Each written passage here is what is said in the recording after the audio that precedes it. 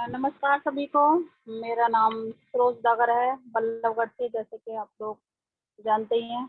और सर ने एक बहुत अच्छी बात अभी बोली कि लगातार लीडरों के टच में हम रहते हैं और लगातार अगर हम प्रयास करते हैं। कई बार हमारे पास ऐसा टाइम भी आता है कि हम लोग हताश हो जाते हैं, जैसे फील्ड में जाते हैं और हम परेशान हो जाते हैं कि करें ना करें, क्योंकि ना ना ना सुन के परेशान भी हो जाते हैं। और सर ने बोला कि हम अगर लीडरों के टच में होते हैं, अपलाइनों के टच में होते हैं, तो वो हमें लगातार मोटिवेट करते हैं। तो यही सारी बातें मेरे साथ भी हैं। तो मैं अपने बारे में बताऊं तो मैं बल्लभगढ़ से हूँ।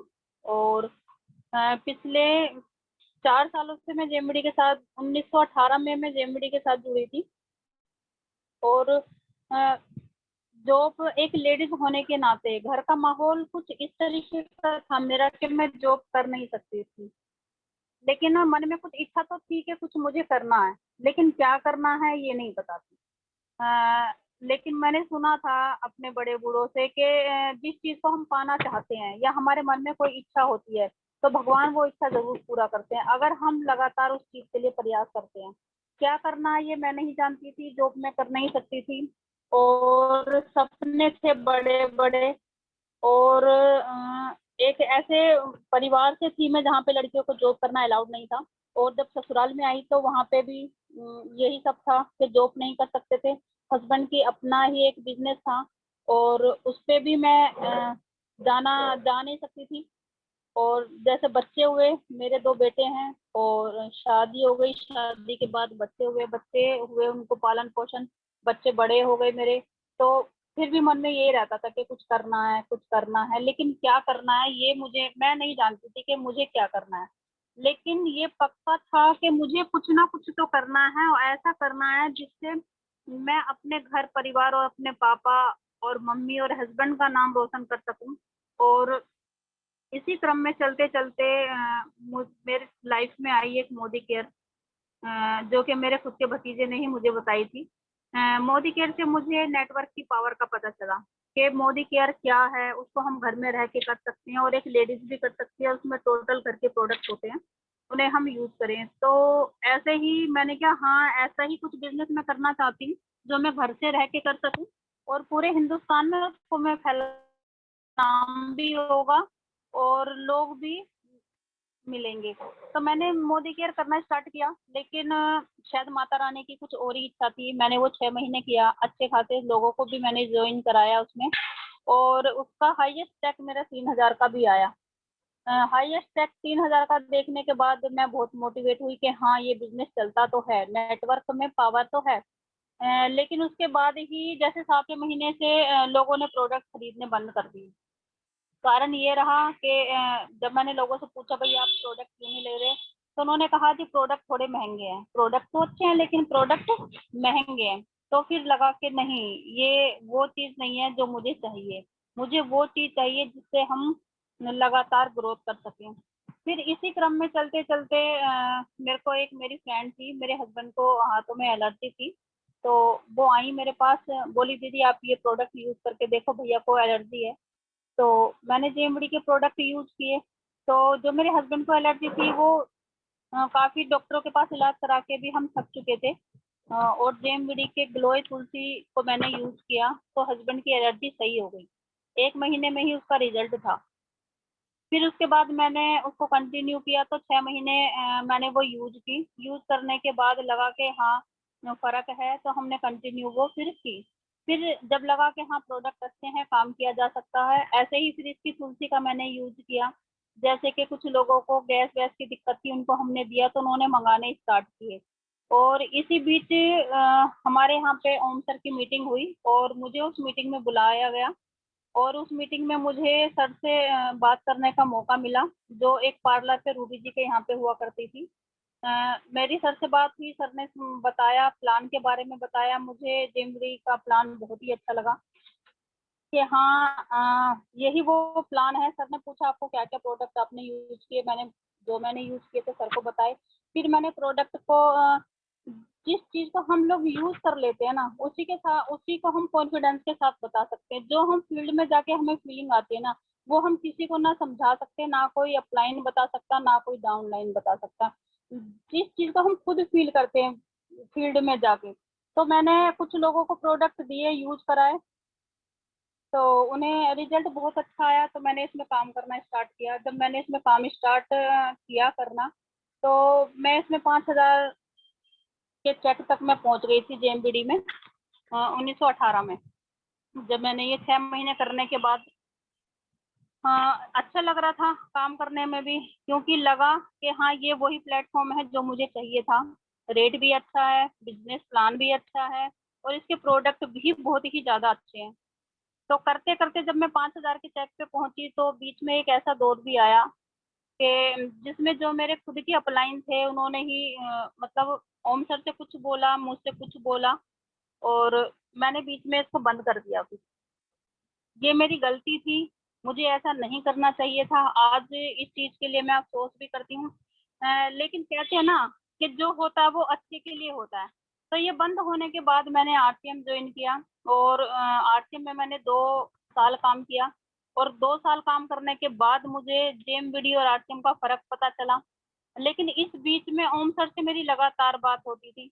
ओम सर ने लगातार मेरा फ़ॉलो-अप किया और सर ने कहा, "सरोज जी, आप वापस आइए।" तो मैं सर से बोलती थी, "नहीं सर, अब एक बार मैंने वहाँ से छोड़ दिया तो मैं वापस नहीं आऊँगी। मेरी टीम है, तो मेरी टीम मुझसे क्या बोलेगी कि दीदी आप कभी ये करते हो, कभी वो करते हो।" तो सर ने मुझे समझाया।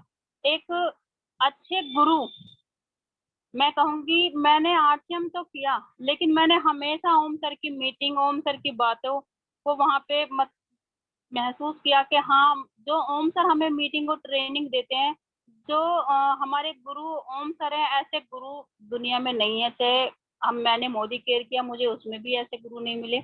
मैंने आरसीएम किया तो मुझे उसमें भी ऐसे गुरु नहीं मिले। तो ओम सर से लगातार बातें को मैं मिस करती रही। सर का मेरे पास फ़ोन आता रहा, सर से मैंने बातचीत की तो सर ने कहा, "सरोज जी, आपकी घर वापसी है ये। आप अपने घर वापस आ रहे हो, इसमें कोई दिक्कत नहीं है, आप आइए और अपना काम यहाँ पर दोबारा से स्टार्ट कीजिए।" तो मैंने सर की बात नहीं मानी और फिर भी मैं आरटीएम को करती रही। फिर उसके बाद एक दिन सर का कॉल आया और मेरे पास कुछ लोग आए पथरी वाले, जिनको मैंने पहले सप्लीमेंट दिए थे। मेरी खुद की भाभी को पिछली थैली में पथरी थी, तो उनका भी कॉल आया। उन्होंने कहा कि मुझे तो प्रोडक्ट चाहिए तो जेएमबीडी के ही चाहिए, ये वाले नहीं चाहिए। अगर आपके पास किसी का नंबर है तो दीजिए ताकि मैं वहाँ से ले सकूँ। तो मैंने कहा चलो कोई नहीं, तो मैंने जेएमबीडी वहाँ से स्टार्ट की। फिर दोबारा से सर की बात मानी, क्योंकि मैं खुद भी ये चाहती थी कि 2 साल आरटीएम करने के बाद सर ने जो मुझे सारी बातें बताई, वो मुझे आरटीएम के लीडरों से बाद में धीरे-धीरे करके पता चली। सर ने कहा, कहने का कुछ और है, दिखाने का कुछ और है। आप देखिए, वहाँ पे इतने अच्छे प्लान नहीं है, इतने अच्छे वो नहीं है, प्रोडक्ट नहीं है। तो जब मैंने वो सारी चीज़ें नोटिस की और मैंने देखा कि वहीं के लीडर जो इतने बड़े रॉयल्टी अचीवर हैं, स्टार प्लैटिनम बन के आरसीएम को छोड़ रहे हैं, तो मैंने सर से बात की। सर ने मेरी आईडी जेएमबीडी में लगाई और मैंने दोबारा से जेएमबीडी की। और जब मैंने जेएमबीडी करना स्टार्ट किया तो एक ठान के किया कि जैसे बीच में कोई ना आए। अगर हमारे बीच में गलतफहमी होती है तो हम डायरेक्ट बात करें, अपने अपलाइनों से बात करें। किसी को बीच में ये मौका ना दें कि वो, क्योंकि ये बिज़नेस हमारा है, अगर हम इसको अपना मान के करते हैं ना, तो हम इसको कर सकते हैं। लेकिन अगर हम ये मान के करेंगे ना कि नहीं सर ने मुझसे बात नहीं की, मुझे नहीं करना, तो हम धोखा खा जाते हैं, जैसे कि मैंने खाया। लेकिन अब मैंने जो ये सोचा है, अपना बिज़नेस मान के, अपनी दुकान है, अपना बिज़नेस है, लगातार बढ़ाना है, लगातार करना है, तो मैंने ये ठान के किया और मैंने इसका एक स्टोर लिया। मैंने कहा सर अगर मुझे करना है तो पूरी तरीके से करना है, आप मुझे, सर ने मुझे इसका स्टोर दिया। तो आज मैं इस मुकाम पे पहुँची हूँ लगातार ओम सर के प्रयास से। ओम सर ने लगातार फ़ॉलो अप किया, उनसे बात होती रही, उन्होंने मुझे समझाया। फिर मैंने, सर ने कहा ठीक है आप स्टोर लो, क्योंकि मेरे आस-पास स्टोर था नहीं, तो सर ने मुझे स्टोर दिया और स्टोर से मैंने शुरुआत की। मेरे पास उस वक़्त पैसे नहीं थे, तो मैंने अपनी गोल्ड लोन लेके मैंने स्टोर की शुरुआत की और शुरुआत की पूरी ठान के किया कि मुझे करना है तो करना है। फिर मैंने शुरुआत की, शुरुआत करने के बाद आज ये लगा लो कि मुझे 8 महीने हो चुके हैं। मैं अपना गोल्ड भी छुड़ा चुकी हूँ और एक्स्ट्रा इनकम के लिए मैंने पूरी मेहनत करी। टीम बनाई और टीम को बनाते बनाते मतलब एक ऐसी टीम बन के मेरे साथ तैयार हुई जो एक अच्छी सहेलियां, एक अच्छी फ्रेंड मुझे मिली उस फील्ड में। क्योंकि जो जेएमबीडी है ना, एक परिवार की तरह जब हम इसको जीते हैं ना, इस फील्ड में ये है कि हम दूसरे से अपने परिवार की तरह, अगर हमारे अपने परिवार में किसी से लड़ाई होगी तो हम उसको छोड़ते नहीं है, आज नहीं तो कल मुझसे बात करनी कर रही है। इस तरीके से जब हम जेएमबीडी को करते हैं ना, तो हम 100% आगे बढ़ते हैं। अपने परिवार की तरह समझ के इसको आप हम करेंगे ना, तो हम 100% ही आगे बढ़ेंगे। तो मैंने स्टोर लेने के बाद शुरुआत की और आज 8 महीने हो चुके हैं, गोल्ड भी छुड़ा चुकी हूँ अपना। महीने के 60-70 हज़ार रुपए की इनकम भी ले चुकी हूँ मैं इसमें, और रिटेल करके। और मैं इसमें धन्यवाद करना चाहूंगी अमित सर का, कि जब से अमित सर की मीटिंग स्टार्ट हुई है ना, तब से हम लोगों को बहुत अच्छे तौर पे प्रोडक्ट देते हैं। किसी की भी कोई दिक्कत होती है, उनको हम एमआरपी पे देते हैं। पहले तो हम सोचते थे किसी को दें, पता नहीं लेंगे नहीं लेंगे रिजल्ट, लेकिन आज ये कि जिसको भी हमने प्रोडक्ट दिए हैं उनका बहुत ही अच्छा रिजल्ट आ रहा है।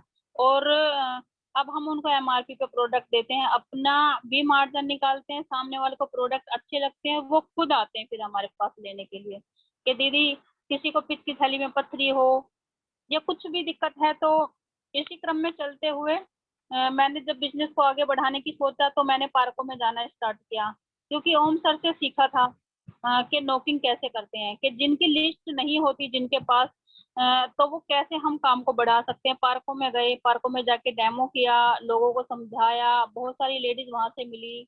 इसी क्रम में मुझे सोनी जी मिली, वहां पे बहुत अच्छी लीडर हैं, बहुत अच्छा काम करती हैं। और ऐसे ही मुझे ज्योति जी मिली, उनके थ्रू मुझे परमिला जी मिली। तो ऐसे ही हम लोग चलते रहे।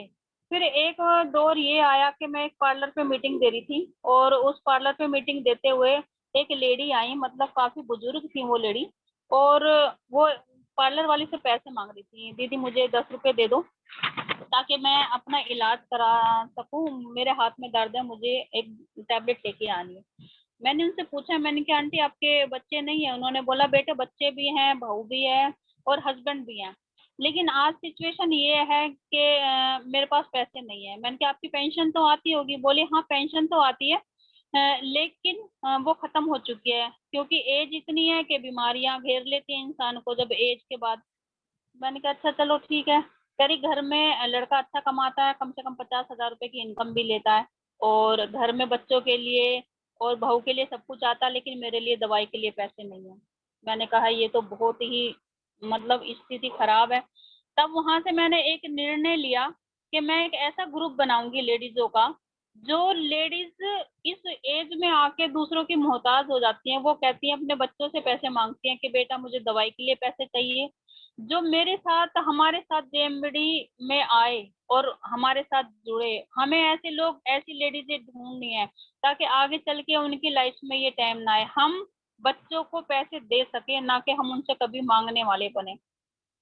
तो हमने ये ठाना, और मैंने जितनी भी मेरे ग्रुप था सबसे मैंने बात करी कि इस तरीके से अगर हम काम करेंगे तो हर किसी को इनकम आए और हर लेडीज देने वाली बने, डेवलपमेंट हो, एक मान सम्मान मिले, और उनको मान सम्मान मिले जो नहीं मिलता उनको घर में एज के बाद। तो सबने कहा हाँ ठीक है दीदी, हम आपके साथ करने के लिए तैयार है, हम इसको करेंगे। तो मैंने ऐसा ग्रुप में बनाना स्टार्ट किया। तो इसी ग्रुप को बढ़ाते हुए मैंने 4 जगह बिजनेस की मैंने शुरुआत करी है। जैसे कि अभी मेरठ में मैंने बिजनेस को फैला दिया है। मेरठ में भी मेरे यहाँ से कम महीने का 6 से 7 हज़ार का सामान जाता है। इसी क्रम में बिहार में मेनका जी हैं, लगातार वहां से ज्वाइन करा रही हैं लेडीजों को और उस पे काम कर रही हैं। मेनका जी के बारे में बताऊं तो एक 18 साल की लड़की है, और पढ़ाई के साथ साथ एक स्टूडेंट के साथ साथ वो घर का काम भी करती है, क्योंकि उनकी मम्मी पैरालाइज हो चुकी हैं। और घर का काम करती हैं, फिर फील्ड वर्क करती हैं, फिर पढ़ाई करती हैं। तो और फिर इसी तरह भरतपुर भरतपुर से मेरे साथ हैं परमिला जी, जो कि बहुत अच्छा काम करती हैं। और परमिला जी के अंदर मैं अपनी ही छवि देखती हूँ। मुझे ऐसे लगता है कि मुझे दूसरी सरोज मिल गई है। वो हर जगह बस में जाएंगी तो लोगों को बताती हैं, पास में बैठे कोई भी बैठा हो तो उनको वो बताती हैं। कि जी इस तरीके से बात है, फिर मेरे पास फ़ोन करेंगी, दीदी इनको ये सामान देना है, इनको ये दिक्कत है, इनको ये परेशानी है। तो अभी वो उनको 2 ही महीने हुए हैं काम करते हुए और पूरे भरतपुर में कम से कम भी 6,000 का सामान मँगा चुकी हैं और कल भी उनका सामान आने वाला है। तो जेएमबीडी में आके एक अपने अंदर कॉन्फिडेंस आता है। जिस चीज़ को हम सोचते हैं ना कि हम इसको कर सकते हैं, तो वो उसको हम कर सकते हैं। ये नहीं है कि दूसरों के ऊपर डिपेंड करें। और जेएमबीडी के बारे में बताऊँ तो जेएमबीडी एक ऐसी कंपनी है जिसका प्लान बहुत ज़बरदस्त है, बहुत अच्छा है। सबसे ज़्यादा जो हर एक कंपनी से अलग है वो है 50% अवेयरनेस। मतलब दूसरे जिसको भी हम जॉइन करा रहे हैं उसका 50% हमें आएगा और सबसे अच्छी बात तो ये है कि उसका भी कटेगा नहीं। हमें तो आएगा ही, हमने उसको डायरेक्ट जॉइन कराया है लेकिन उसका भी कटेगा नहीं। ये बहुत प्लस पॉइंट है हर किसी उससे जिससे हम लोगों को कह के जॉइन करा देते हैं। तो अपने सपने एक लेडीज़ अपने सपने देखे और उन सपनों को मेरे ज़रिए वो पूरे हों, तो ये सोच के मुझे बड़ी खुशी महसूस होती है कि मैं हर उस लेडीज़ को इसमें जोड़ूँ, जिनके सपने हैं। तो जैसे मैंने 2 कंपनियाँ और की हैं, तो उससे मुझे ये फ़र्क पता चला जेएमबीडी का। अब जेएमबीडी में अगर हमारे कोई भी दिक्कत होती है, कोई भी परेशानी होती है, तो उसमें हमारी तुरंत सुनवाई होती है।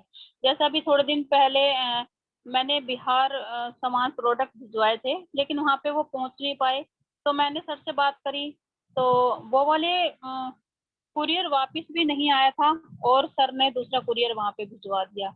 मतलब जो हमें परेशानी आ रही है तुरंत उसका हल मिलता है और कंपनियों में क्या है पहले इधर बोलो फिर उधर बोलो लेकिन लास्ट में जाके सुनवाई कुछ नहीं होती है। मैंने बहुत सारी कंपनियों और जो कंपनियाँ की हैं उनमें देखा काफ़ी टाइम से लोग लगे हुए हैं और मतलब इतनी भीड़ है उसमें कि नहीं पहुँच पाती ऊपर तक हमारी आवाज़।